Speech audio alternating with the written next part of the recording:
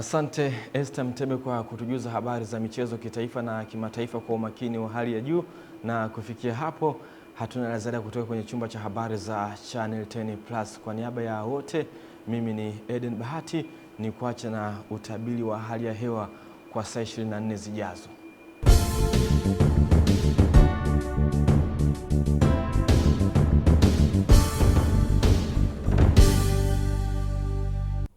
Habari za wakati huu na karibu katika utabiri wa hali ya hewa, na tukianza na usiku wa leo, bado tunatarajia hali ya ukavu pamoja na ubaridi katika nchi nzima, na kiwango zaidi cha chini cha joto kinatajwa kwa nyuzi joto 9 katika mkoa wa Njombe, kifuatiwa na nyuzi joto 10 katika mkoa wa Mbeya. Na kwa upande wa upepo unatarajiwa kuvuma kwa kasi ya kilomita 30 kwa saa katika ziwa Victoria, ziwa Tanganyika, ziwa Rukwa, ziwa Nyasa pamoja na ukanda wote wa pwani, na hivyo hali ya bahari pamoja na hali ya ziwa vinatarajiwa kuwa na mawimbi makubwa kiasi.